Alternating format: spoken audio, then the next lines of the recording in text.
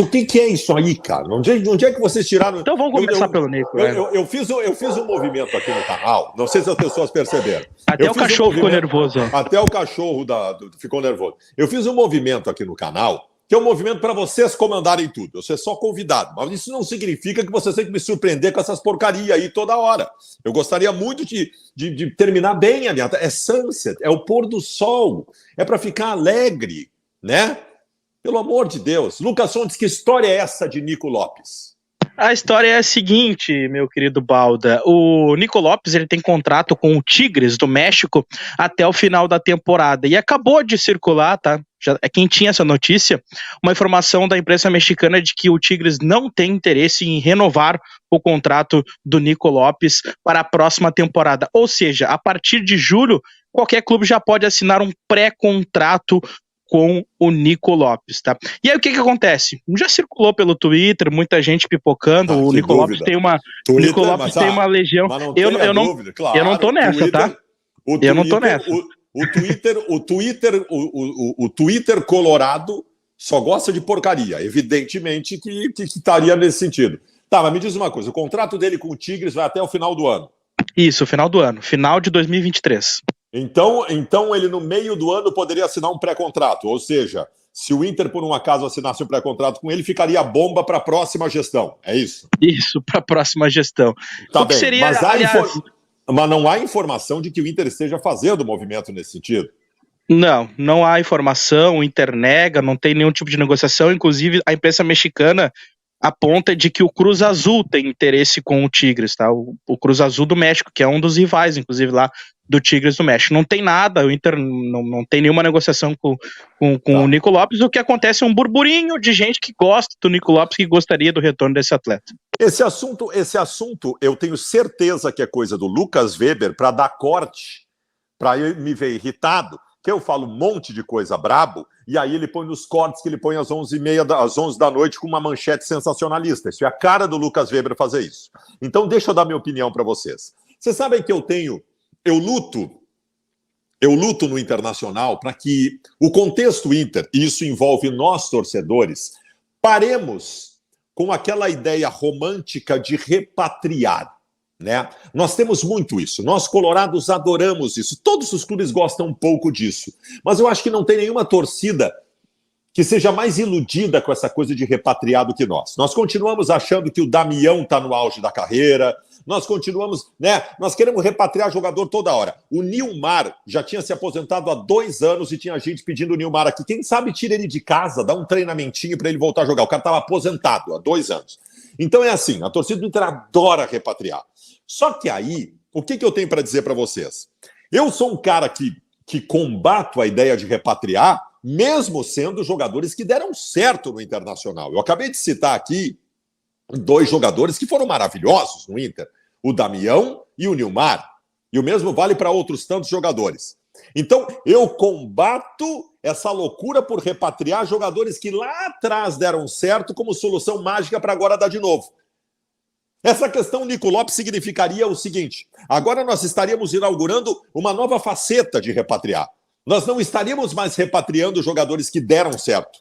Nós começaríamos a repatriar jogadores que não deram certo. Ou seja, o cara veio aqui, jogou 4 anos aqui, não deu certo no Internacional, passa mais 4 anos, vamos trazer ele de volta para ele não dar certo de novo. É isso?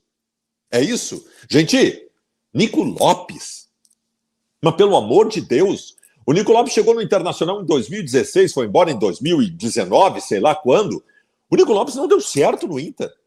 O Nico Lopes, nós passamos, vamos relembrar algumas coisas aqui. Nós fizemos uma celeuma na época, porque tecnicamente ele é bom jogador, né? De acreditar que ele pudesse ser solução. O Nico Lopes é um jogador sem sangue e sem aplicação tática. É um jogador que jogava para ele mesmo e não dava resposta alguma. O Nico Lopes nos comprometeu em momentos importantíssimos.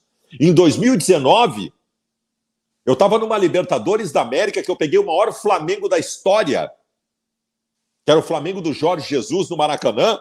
Estava 0-0 o jogo, o Inter deu um apagão, tomou 2 gols, 2-0. Aos 40 do segundo tempo, o Nico Lopes teve a bola do jogo para descontar para 2-1. E ele perdeu o gol de uma forma mais patética possível. O jogo de volta em Porto Alegre, o Inter estava ganhando de 1-0. Se o Nico Lopes fizesse o gol lá, a gente teria passado pelo Flamengo do Jorge Jesus. E o Flamengo do Jorge Jesus não teria nem feito história. Mas o senhor Nico Lopes conseguiu fazer a cacaca. Então, pelo amor de Deus, gente, vamos caminhar para frente, né? Vamos caminhar para frente. Seja com essa ideia que eu estou tentando afastar de querer repatriar jogador que deu certo no passado para dar certo de novo agora, mas principalmente, quando se fala em Nico Lopes, de querer daqui a pouco repatriar jogador que não deu certo, como se agora fosse solução para alguma coisa. Eu quero distância. Eu quero distância de Nico Lopes do Internacional. Para mim, ele já provou de todas as formas que é um jogador insuficiente. É isso aí, Balda, Vamos prosseguir porque tem informação a respeito do Riquelme. De manhã a gente falou a respeito desse jogador, Riquelme? Que é um atleta de 18 anos, o Riquelme, com Y no final. Não, aquele não. Juan Romano Riquelme? Não, aquele não, é outro Riquelme. É um cara que recebe o nome com homenagem do Riquelme, provavelmente. Mas é o Riquelme de 18 anos, com Y no final, atacante do Sport. A gente falou de manhã a respeito desse atleta. Tu até me fez uma pergunta a respeito do passe fixado, e eu corri atrás dessa informação.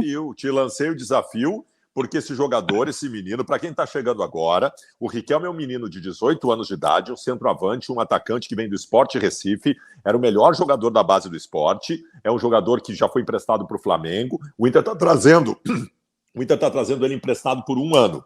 E aí eu lancei para o Lucas Fontes o desafio pela manhã. Como é empréstimo, é muito importante saber qual é o valor, se tem passe fixado, e o Lucas já tinha informação que tinha passe fixado, e qual era o valor, né? Caso depois do empréstimo o Inter queira ficar com o jogador, qual o valor? Isso era muito importante saber. Tu descobriu essa informação? Conseguimos essa informação e eu trago mais alguns nuances de toda essa questão, tá? Porque ontem o pai do atleta, o Ronaldo, ele deu essa declaração de que ele estaria acertado com o Internacional e houveram, digamos assim, novas informações, inclusive de que o Sport não gostou dessa fala do pai do atleta e poderia até, digamos assim, isso ter atrapalhado a negociação. É importante dizer, tanto o Inter como o Sport não confirmam um acerto, mas o Sport hoje, inclusive, chegou a dizer que existe um encaminhamento mesmo para que esse atleta possa vir. Eu conversei com o Will Thiago, tá? Que ele estava na live, inclusive, ele é o cara que pergunta até pro pai do Riquelme se o jogador viria em definitivo pro Internacional, e ele falou a respeito disso e também falou a respeito do passe fixado, vai aparecer na tela aí pra gente. Fala galera, tudo bom com vocês? O Will Thiago aqui do canal Monte Sport Show para falar um pouco sobre o Riquelme, esse atleta que entrou no radar do Internacional após uma declaração do pai dele, seu Ronaldo, deixando claro que o atleta irá para o clube do Internacional a partir de um empréstimo de uma temporada, tá? Na verdade, o atleta ficará durante 1 ano lá na equipe do Internacional, assim como aconteceu com o Flamengo anteriormente. E o Internacional tem um poder de compra no final do contrato de aproximadamente 2 milhões, aí está avaliado o passe do Riquelme. Além disso, falando sobre o jogador, é um cara bem propositivo, um centroavante de área, um cara finalizador que já fez gol até em final de campeonato estadual de base, importantíssimo. Infelizmente, contou com a lesão na Copa São Paulo de Futebol Júnior, por isso não atuou tanto, mas o Riquelme é um ativo do esporte e caso ele tenha o mesmo desempenho que teve na base, no profissional, certamente irá gerar frutos ao Internacional, sem sombra de dúvida. Agora fica o ponto, o Riquelme que para mim queima algumas etapas atuando no profissional neste momento, acho que ele teria que ter mais um time na base. Será que ele terá o mesmo desempenho no profissional que contou na base? Eu, sinceramente, torço por isso. Mas acredito que o jogador ainda precisa se maturar um pouco mais, tá? Passar um processo de maturação para daí dar certo. Mas vamos aguardar como será o desempenho dele no Internacional. Tá, mas o Lucas, obrigado ao amigo. Mas ele não vai queimar etapas, ele vem para a base do Inter primeiro, né? Ele vem pra base. Ele tava falando a respeito do Riquelme lá no Sport, porque no Sport ele já estava no profissional, treinando. Ele não chegou a atuar, tá? Ele não chegou a atuar, mas ele já estava no profissional e, segundo a opinião dele, houve uma digamos assim, queimou etapas com essa subida pro profissional. E tá aí o valor, né? 2 milhões de reais, tá? Bom, 2 milhões de reais seria o passe fixado. Se o guri der certo, estourar, 2 milhões de reais sai na urina. Sai na urina. Muito bom negócio, muito bom negócio. Eu acho que o Inter faz um bom negócio. faz um bom negócio. Eu falei pela manhã e eu repito aqui para vocês. Eu adoro esse modelo de negócio. Tu fica de olho. Foi assim que veio o Yuri Alberto para o Internacional. O Yuri não foi empréstimo, mas foi assim. Tu fica de olho. O jogador tá finalizando o período de base num clube, aí tu vê que os caras não estão valorizando ele, tu aposta nele, os caras lá não estão apostando. O Yuri Alberto foi assim. O Rodrigo Caetano chegou lá, faltava 3 meses para terminar o contrato do Yuri Alberto com o Santos. Aí o Rodrigo Caetano chegou para o staff do Yuri Alberto e falou: qual é que é a situação de vocês? Aqui nós não queremos renovar, não. Nós queremos sair, os caras não valorizaram a gente, não botaram o Yuri Alberto para jogar. E aí o Rodrigo Caetano chegou com 10 milhões de reais. 10 milhões de reais para dar na mão do Yuri Alberto e do staff dele. E aí vocês vêm para o Inter. O que tu acha? Mas temos que negociar com o Santos. O Santos ainda tem 3 meses de contrato. Aí, para não ferrar o Santos, que tinha formado o jogador, embora o cara fosse ficar sem contrato, o Rodrigo Caetano negociou com o Santos. Vocês ficam com 20% do Yuri Alberto.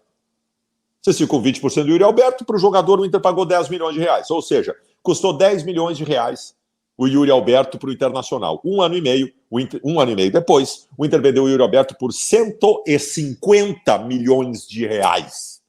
Um lucro de 140 milhões de reais.